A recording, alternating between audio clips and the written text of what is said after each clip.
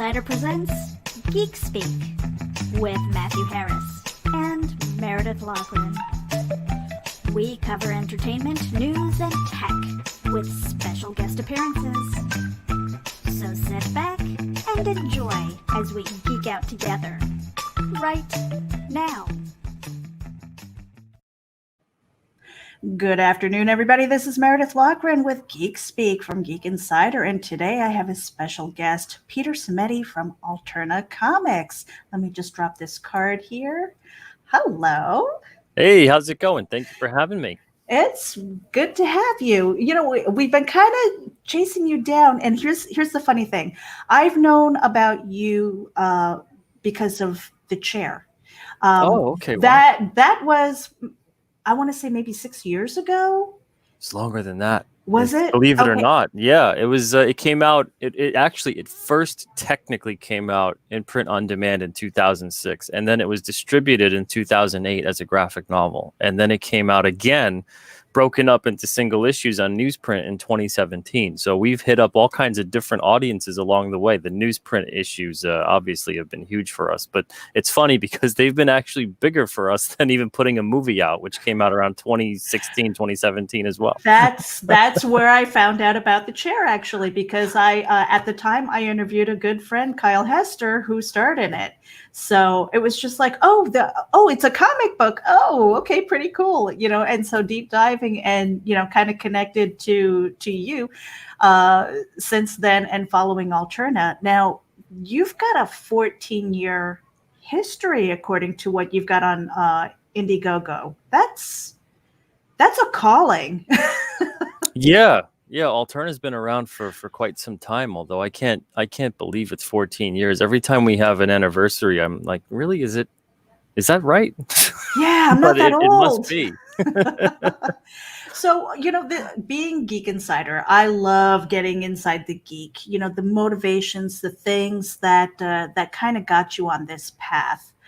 When was the first time that you maybe had your first comic in your hand, and then when did you know that this was something that you wanted to do? I can't remember a time, honestly, that I didn't have comic books around. If I have to pinpoint a year that I actually have a memory, I would say maybe around 4 years old or so. And the reason for that is because my mother, she grew up in a house where she had a brother that was super into comics, and he had all the comics from, you know, the first appearances of Fantastic Four, Thor, X-Men, all that stuff. Eventually, of course, his older sister and my mother's older sister too threw them all out. Oh, Decided he was like 13 years old or something. It was time to get rid of such childish things. And, you know, he had him under the bed in a suitcase, apparently. And he, according to him, he still is upset about it to this day. And this guy is like about almost 70 years old now. He had them all nice. He took care of them because he loved them. He loved the art and everything too. And he was devastated. Came home one day from school and they were all gone. And they weren't like even in the trash that he could fish them out. They were gone, like thrown out in the dumpster somewhere, picked up wherever, because their family had a restaurant too at the time, just completely. And he was just, and at the time, of course, he was upset because he loved them. Now he's completely, it's a whole other level of being upset. Sure, you probably had an issue of something where he's like, I had a car payment. Right? Or buy a new car. But some of the issues that he's described, he probably could have bought a house outright with cash. Yeah. I had a similar story where I had all of my things kind of saved. It was in the attic. It wasn't bothering anybody. And my mother decided that she was going to clean out the attic and clean out the house and stuff. And they were getting ready to do some reno and gone. I was away at college at the time. And my only collection, believe it or not, was Star Wars because I loved Star Wars at the time. Oh, wow. But when I was growing up, we couldn't afford it. So it was all about the Sunday funnies. You know, we would go there and, you know, between my sisters and my brother and I, we would get it after Dad and we would pass it around, you know. And yeah. I never actually, it's kind of funny because not until much later, actually quite recently, did I not acknowledge the Sunday Funnies as comics for some reason. I don't know why, because maybe it wasn't a comic book, Interesting, right? Yeah. Because I always loved the Stan Lee Spider-Man. That was in the newspaper. I loved the Spider Ham. I loved all that kind of stuff in the funnies, just whatever it was. There's so many I can't even remember at this point in time. But yeah, it's kind of funny because I've always been around comics. So my mom she'd pick up whatever from the convenience store on the way home from work. And I had maybe like 5 or 6 issues as a kid, and they were just really we'll say well loved to the point that, some of them are missing covers. One of them I have that I think still is the first issue I ever got. It's a Spectacular Spider-Man issue where it's Tarantula and Captain America, and they're fighting Spider-Man. And throughout the whole book, the cover, the interior, everything, 4 or 5-year-old me or whatever decided that Spider-Man, why does he have white eyes? He should have blue eyes. So in pen, ballpoint pen, every single Spider-Man, blue eyes. So I guess it's my very first coloring work. Improving Marvel, even back then. Right. Wow.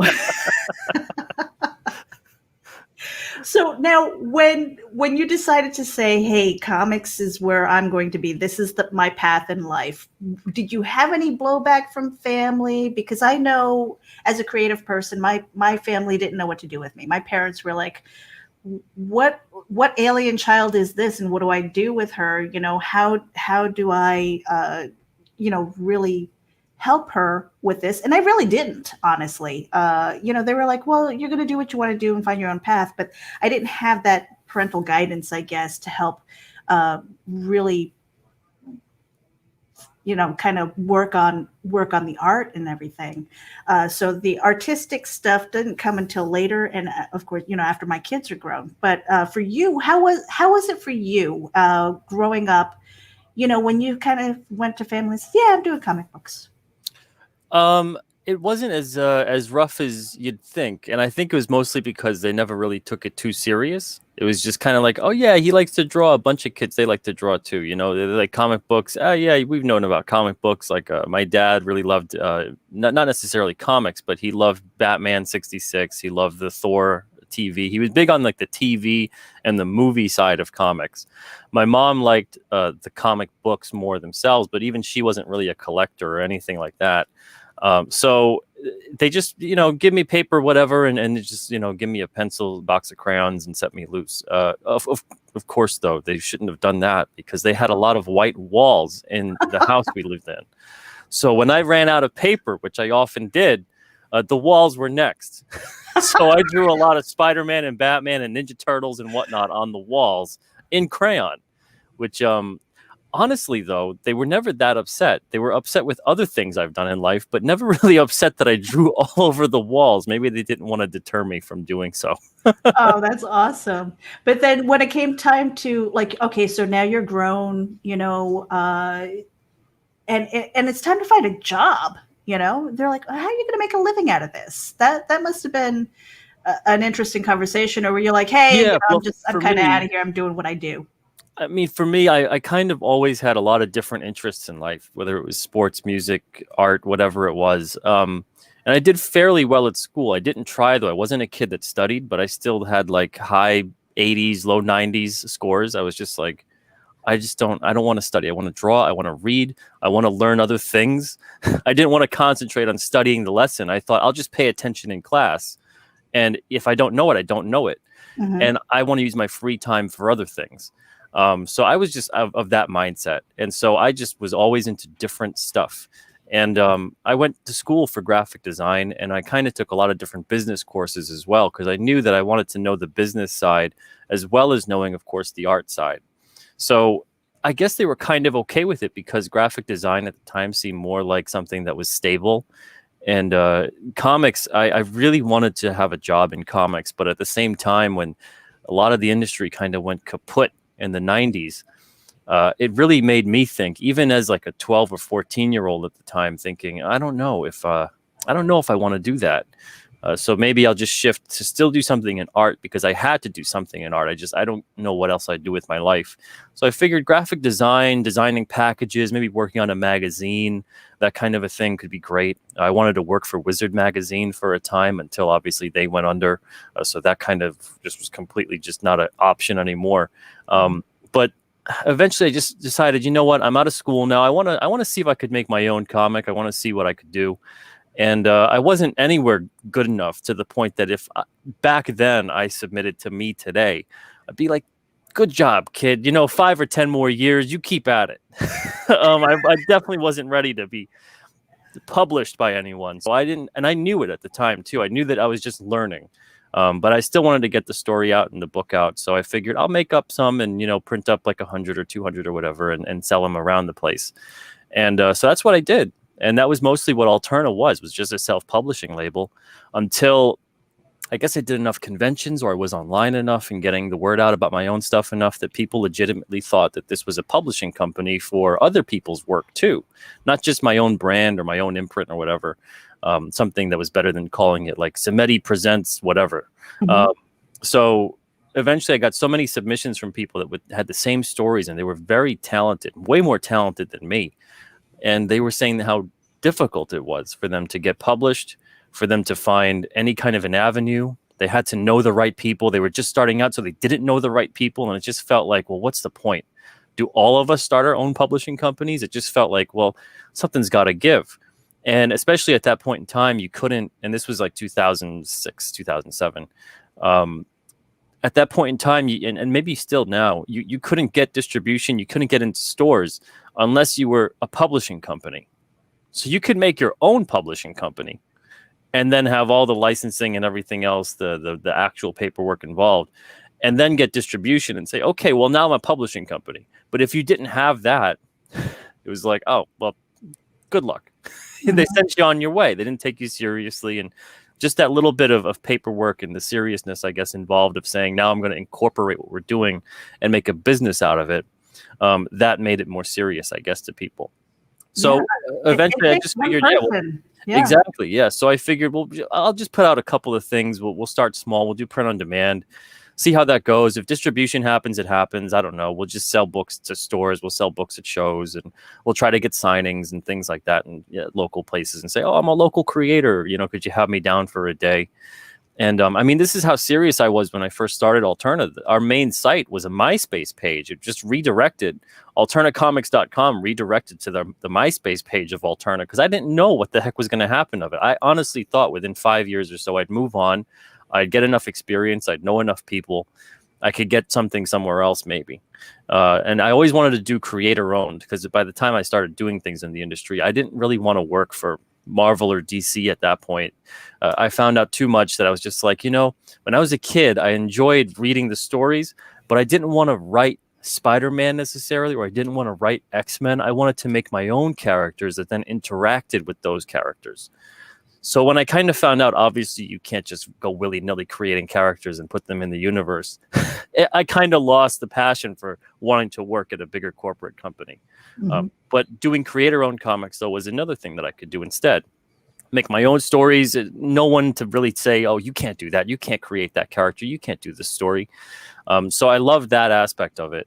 And so from then on, we moved forward. We put out different print-on-demand books. We did graphic novels. And then those things got us distribution. And it was a lot easier for creators, too, to have this production schedule where they could put out a graphic novel maybe once or twice a year. Not the crazy schedule of single issues because they've got day jobs. They've got other things going on. We'd have to build up like 6 or 7 issues in backlog. And I don't know who would trust such a young publisher at the time with saying, yeah, I'm going to do 6 or 7 issues for you before you put out issue 1. So that wasn't going to be a possibility. I wouldn't expect to ask that of anyone. So the graphic novel route seemed a lot better of just saying, okay, here's an avenue for you guys to get your stuff out. Use Alterna as a stepping stone, essentially. And then maybe you move on to bigger and better things. Now you've got something published and out there and in a store or whatever it is. And eventually, though, that then moved on to something bigger and bigger. And there were trials and tribulations along the way. But by 2017, I found that the graphic novel market had plateaued. And if anything, it started to decline a bit because everyone else, when we started, it's funny, when we started putting out graphic novels in 2008, and only graphic novels, everyone thought, well, they're going under in a year. Mhm. Who's just going to want to read graphic novels? And then around 2016, I'm seeing everyone flooded the market so much with graphic novels that we had to evacuate the space that we were very comfortable in and had success in, because our sales were plateauing and in many cases declining. The shelf space was limited. The amount of times that you could get onto a certain retailer's shelf was also limited, because the sales, the amount of time, usually maybe a month or 2 months, instead of before it was like 6 months or a year, they allowed you to be on the shelf. So it was turning into a graphic novel equaled the same rate of seeing an audience as a periodical, just an issue. I mean, those things are way more expensive, way more time consuming. So if you're throwing away a single issue and you're disposing that at a retailer, because that's what they do on newsstands and in bookstores, they basically throw the stuff away. It's a lot different and a lot more heartbreaking when they do that to a graphic novel than a single issue. So I thought we have to get away from this. We have to make something that's opposite of where the industry is headed, because it's creating a vacuum in the space now. People are going to want affordable single issues if everything's becoming a premium graphic novel. So newsprint allowed us to do that. The prices were $1.50 to $1.99. And honestly, ever since we've done the newsprint single issues, it's been like a whole different, it's become the modern era of Alterna from 2017 and on. It's been a game changer for us. Mm-hmm. Now, those must have been really dark times for you, when you were probably getting all the haters and saying, "Oh, you guys are, you're folding. You're going to disappear." Here you are, 14 years later. What would you say attributed to like the secret sauce of your success? Because let me tell you, a lot of people think, "Oh, this is an overnight success. Oh, you've been around." No, this is 14 plus years, plus however many years before then of just creativity. What got you through those kind of tough times when you were dealing with people who maybe wanted to kind of tear you down or knock you off of whatever pedestal they thought you were up on? I think it's honestly, I think I was cultivated in the flames of going through a lot of crap when I was a kid. So I ended up not learning to really care too much about what other people thought of me. You had to kind of learn that real fast, I think, as a kid, to really have some sense of not necessarily pride, but at least some sense of confidence in yourself. Don't let other people's words tear you down. Know who you are, know what you're about, because most people aren't going to know who you are or what you're about. Only a handful ever will, maybe. So you have to really be confident in yourself, and not necessarily arrogant, but confident. So a lot of this stuff, when it came out, with people being very upset about what we were doing. I mean, I heard when we were putting out newsprint, we were going to ruin the whole industry. It was going to collapse the industry because everyone now was going to put out these lower priced issues or whatever else. I don't even know. It was kind of flattering, because I was like, wow, you really think Alterna has that much power? We're going to motivate every other publisher to start selling them for less? They haven't still. I wish they would, because honestly, I think their sales would increase and their readership would as well, just as ours have. But it is what it is. So I think when it comes to being able to wade those weird negative attack waters, and I experienced a lot of that over the years for various reasons, but the only thing that ever really bothered me or hurt me, I think, were the people that I thought were closer to me and knew me better. And when they kind of said, yeah, you know what, I agree, he's that way. And I'm like, I'm not this kind of a way or this kind of a person. Why would you say that? Mm-hmm. I think people get scared. I think it's just that they get scared of that same mob that they see coming after me. Maybe they think it's going to start coming after them. And I'm glad, though, that right now, especially at Alterna, we've got wonderful, wonderful creators that are inside and out, not just talented people, but they're strong people. They're great creators with vision. They got backbone when it comes to that too. So not just creatively they have backbone, but also as people. So that kind of a thing, I think that kind of negativity that maybe might come their way, or they see maybe it comes to me and they're fearful it might come for them, I think that doesn't bother them in the same way. And I think they also realize too, you know what though, as long as I've got Pete on my side, he's going to be standing up for me too. So I don't have to worry that, oh, he's going to go turncoat on me one day too and say, oh yeah, no, that creator, he's no good. Don't hire him no more, or her. So I think it's very important to feel like you've got people in your corner. And I think in some cases, it was such a weird like fog of war kind of time period in 2017, 2018. I think a lot of people didn't know what to make of anything, and they thought maybe it was better to just cut and run, and that was it. And that was the only thing that had hurt me at that time. I'm used to just swarms of God knows who you are kind of putting you down or saying, oh, it's going to be this way, or you're this way, or you're doing something bad, or what you're doing is not good enough. But in the same, conversely, I'm also used to people saying how much they love what we're doing. And that's kind of what was great about Alterna at that time, too. We had way more people being way more positive to us than any negativity that came our way. So I try always not to live or die with the criticism and praise. Try to just do what you got to do. Be graceful about the praise and be like, oh, thank you. I'm glad that you appreciate it. I'm glad that, this means something to you and you enjoy it. But with the negativity as well, don't let that completely alter what you think of yourself or your creative vision or anything like that. Just stay the course and keep doing your thing. I love that. We're going to take a real quick break. So you've got about 30 seconds to take a sip of water if you need to. And we'll be back. When we do, I want to talk about your campaign because you demanded it. We'll be right back. All right, great. Check it out. MobileEdge.com has award-winning products with innovative features and contemporary, edgy designs that empower you to look sharp and travel smart with your mobile tech. Your beloved, not to mention expensive gaming gear and mobile tech devices are an extension of you, so give them the protection and style they deserve wherever you go. Find them at MobileEdge.com and protect your tech with Mobile Edge. Bring it on. Hey Geek Insiders, Mobile Edge has a special coupon code for our dedicated listeners. Get 25% off your Mobile Edge gear using coupon code GEEK25. That's GEEK25. Geek out.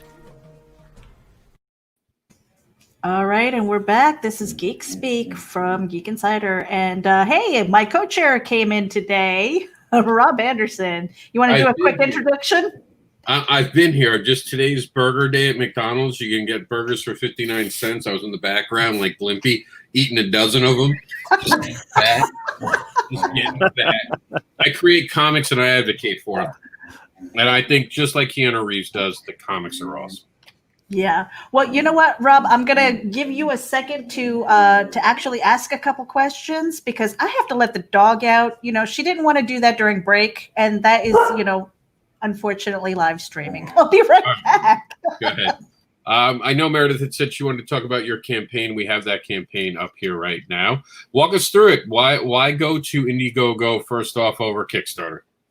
Well, I've used Kickstarter over the years too, but recently Indiegogo has been making so many different changes. I love the fact that aesthetically, I like the perks that have images, and then I also liked the add-on features too that they've been doing. They take a little bit less, I think like maybe 1% less or something like that in terms of what you get at the end of it. But it was mostly for me, it was just about the way you can design the campaign. I felt like it looks more like a fun campaign to participate in as opposed to Kickstarter just seems kind of like, well, you have your rewards, your details there, and you have the images on the left side, but there's something just nice about seeing exactly what it is you're going to be getting or seeing some kind of art featured with the perk. So that's my biggest reason for why we went with Indiegogo. And we've gone with them, I think, for the past 4 campaigns or so. Now, with the campaigns, that no one ever talks about this. When you're giving out the books, what do you use? Are you a Gemini? Like, how do you do distributing? Are you doing media mail? Like, walk us through the process, what we could expect to see the Alterna comic come in. Yeah, so usually we use, let's see, I've got a couple over here. We've used like literature mailers. These things, they don't look like much until you fold them up. But we use those because we usually ship way more than just a book. Gemini mailers are great, but they don't really hold a lot. So we've used like easy fold mailers in the past, literature mailers, boxes, depending how big it is too. And we put a lot of packing material in there. The Geminis, I find it's great for a graphic novel, a couple issues, but you can't really put a whole lot of stuff in there. And you can't make it too heavy either, because even though there is protection there, it's not enough. Anyone that's ever seen a Gemini mailer will know exactly what I'm talking about. But if you've got a bundle of, let's say, 15 comics, or on this campaign, we've got as many as someone can get up to 130 or 140 comics. That's definitely not going to go on a Gemini mailer. So you need a big, nice box, or a box within a box at that point. I start putting issues inside of a box, put them all inside of a big plastic sleeve type thing, usually a self-sealing kind of sleeve. And then that box goes inside of another box that has protection all around it, lots of packing material, stuff like that. And all of a sudden, you get this big Russian nesting doll of comics. So we do everything we possibly can to make sure that the comics arrive safe and sound. And we've been used to doing this kind of stuff for years now, because we sell direct now, especially because we're not with Diamond anymore. We left them in April. We're used to doing this all the time. So we sell stuff, we ship stuff. It's just second nature at this point. Now, would you want to go ahead and watch that video? I know Meredith took the time to upload it. We have it, right? This is what I'm looking at here, the alternative. Sure, go for it. All right, here we go. Check out the video. The readers are so demanding. They send me these emails. They want all these things. I only have so much time.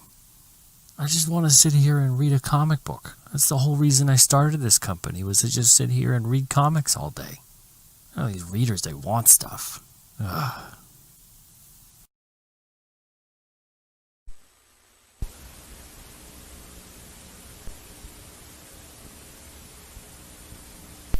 Has this ever happened to you?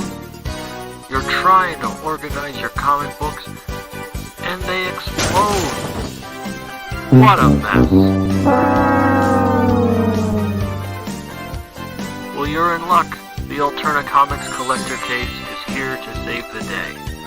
Keep your collection organized and in great shape. Holds up to 15 comics, bagged and boarded too. And now we've got art inserts for the front and side pocket of your collector case. Customize your case with art from some of your favorite Alterna Comics titles. Available on Indiegogo.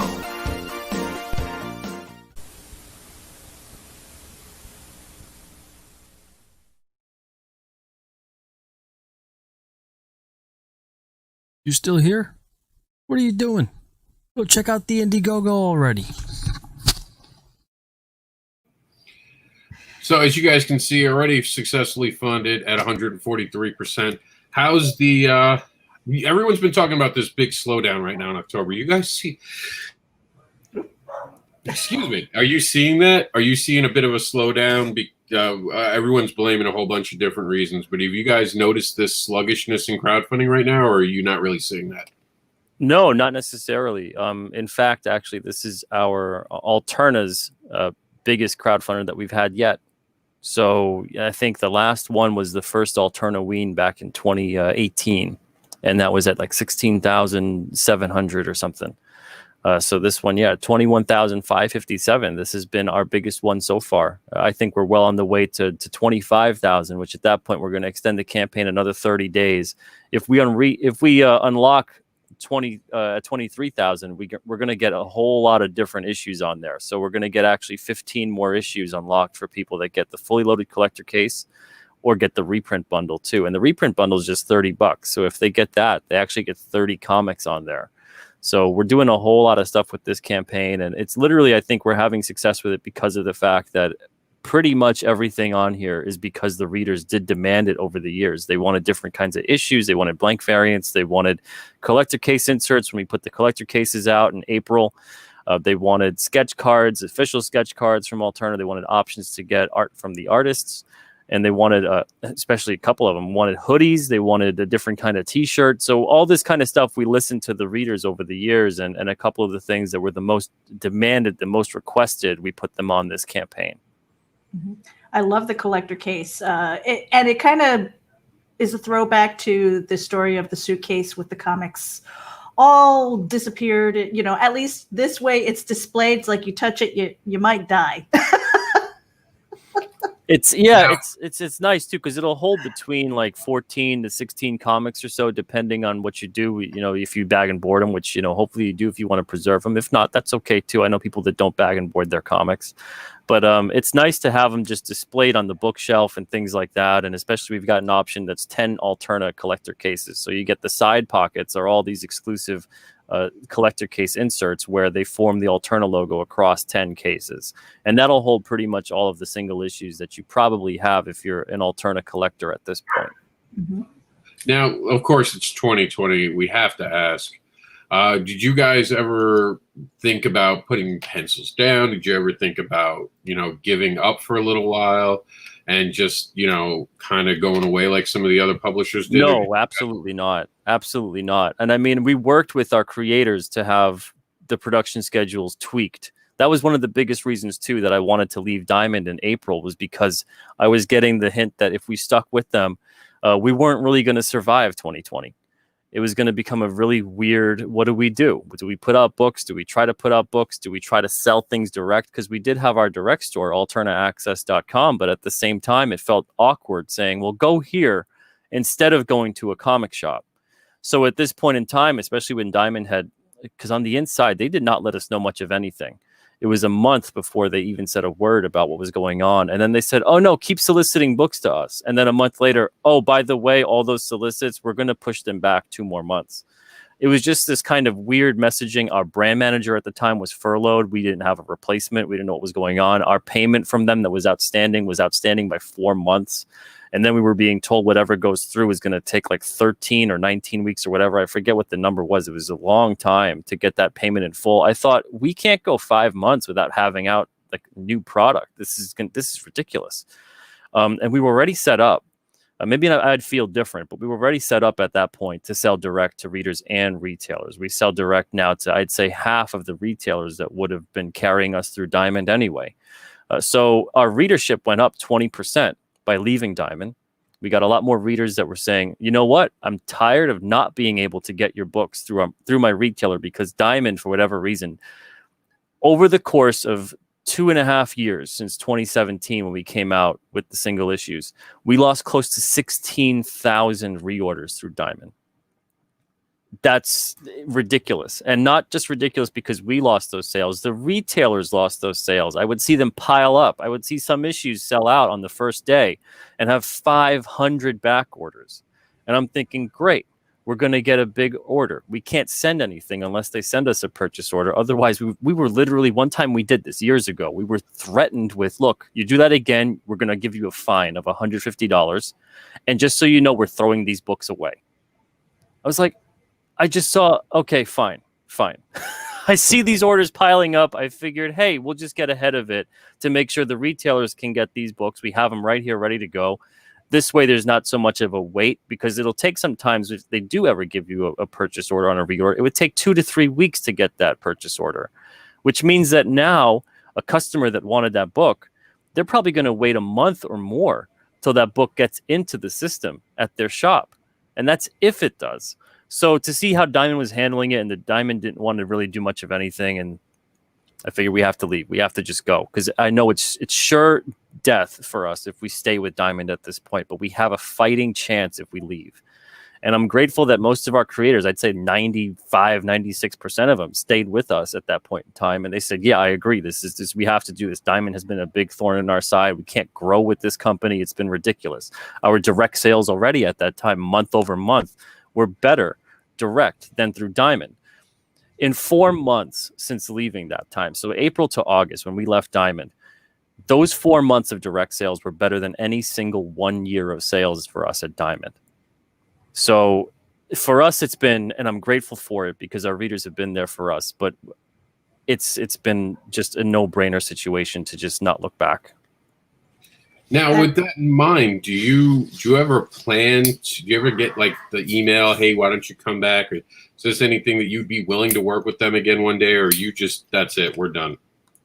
No, I've never gotten any contact from them about that, and I don't think I ever will. And even if I did, I'd want to see, well, what are you guys doing? Because when they hyped out the comeback campaign that they did, all I saw was just basically a video and marketing for like, well, hey, remember comics? Well, if you tell someone and then they tell someone and then they'll buy comics.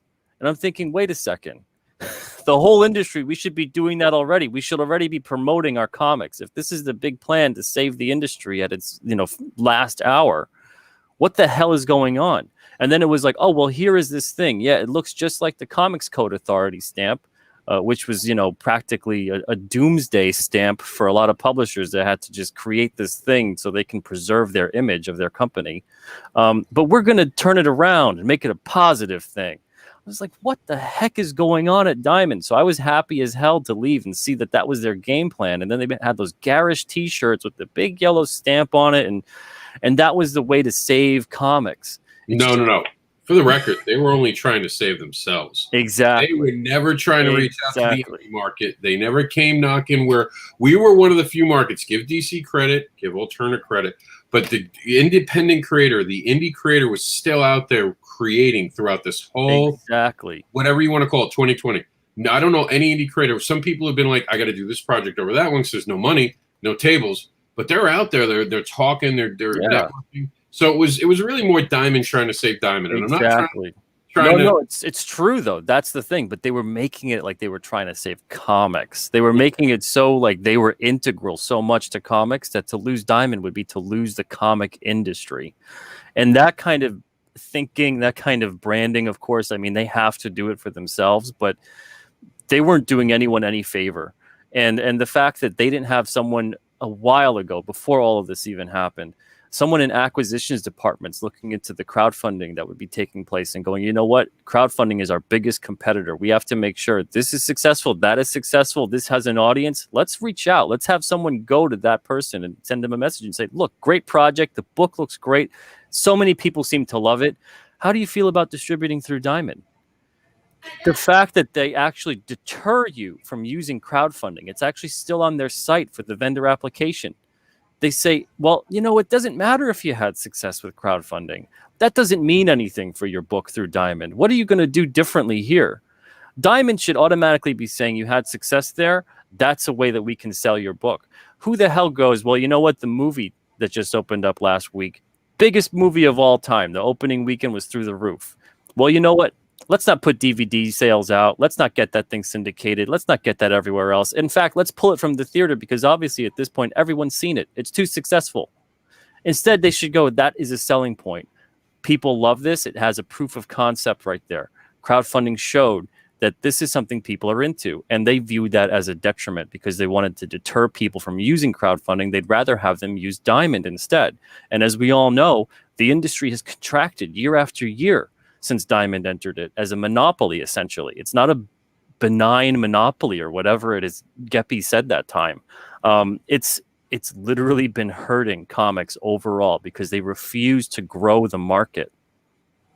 Yep, and unfortunately, it was groupthink. If you don't go there, you're going to suffer the consequences. Yes, and it speaks volumes for you to actually look at your numbers. And in a way, it must have been a huge leap of faith for you, and quite scary. But then, when you are actually catering to the people who have supported you through the years, I don't see you going wrong with something like that.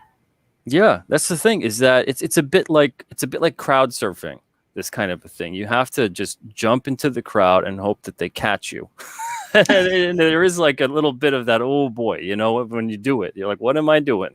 But it was less risky for us because of the fact that we had, for a year and a half, hard data sales proof that month after month, we were performing more, selling more comics, selling more in terms of money, and in some cases more volume than what Diamond was doing for us. So to look at that and go, well, let's get tied to the system and say, we'll wait it out. Don't make comics, everybody at Alterna. You guys just hang out, which, how could they do that? How could anyone just sit there and say, well, this thing that I kind of depend upon, whether it's supplemental or full time, how can I just not do it and just wait? That's ridiculous. So, we had creators come to us and say, well, I've got someone who's being really affected right now, so they can't get things done as fast as usual. Can we get a delay? Can we get some kind of like leniency a bit on this? I'm like, absolutely. So in many cases, our production schedules got altered or delayed or whatever. Books that we should have had out, I'd say maybe late August, are now going to be coming to us in a couple of days. So we're just maybe like 2 months behind. But in some cases, and I guess in many cases, it's better than not being able to do this at all. So if there's a 2-month delay, our readers have been more than understanding and happy that we're at least still here. Mm-hmm. Yep. And I know that you've got to get going pretty soon because holy smokes! I got 5 minutes. Jeez Louise. You've got some deliveries to do, so we don't want to make sure that you don't miss the delivery date on your books and stuff. Man, but that went fast. It did, and we had such a good time speaking with you. And honestly, we could probably speak for hours and hours on just the whole spectrum of what's going on in comics and our roles in it as independent creators. You know, you as a publisher, and then more about your crowdfund. And so I want to thank you for taking the time to sit with us, and I hope that you will join us again. We have a few shows under Geek Insider, Comic Book Advocates, Indie Volt, and stuff like that, where we like to have some casual conversations as well as interviews and learn more about Peter Simeti and Alterna Comics. No problem. Thank you guys so much for having me on. It was a pleasure, and seriously, anytime, just feel free to send me an invite, and we'll work something out. Yeah, wonderful. And we did share the Indiegogo link, and we're going to do that again. But where can people find you? Are you active on social media? Yeah, even though I don't know if it's that healthy anymore for me to be active. But you can find me on Twitter at Peter Simeti, and also Alterna Comics at Alterna Comics. I recommend though that everybody does sign up for the Alterna Comics newsletter on alternacomics.com or alternaaccess.com. That's probably the best way to stay in touch with everything Alterna related. But yeah, we're on there. All right. And if you ever want us to cover news on Comic Book Advocates, just send us an email and we'll happily cover it. You can come onto the news, promote whatever you need. I believe comics rise together. There are no groups, there are no lines. There's just comic book creators in one industry. Yeah, it would be so great to get back to that kind of thinking. It really would. Mm-hmm. Amen. And on that note, we're going to do our little outro. We'll end the broadcast. Peter, if you've got a minute so that we can say goodbye behind the scenes, we'll see you guys later. Thank you so much for tuning in. Talk to you soon. Thank you. You've been tuning in to Geek Speak with Matthew Harris and Meredith Lochran, a Geek Insider presentation. Subscribe to the Geek Insider podcast on your favorite listening app and sign up for the newsletter on our website. We also have advertising opportunities through the website, podcast, and newsletter. For details, contact advertising at geekinsider.com. This has been a Geek Insider production. Thank you for listening. Geek out!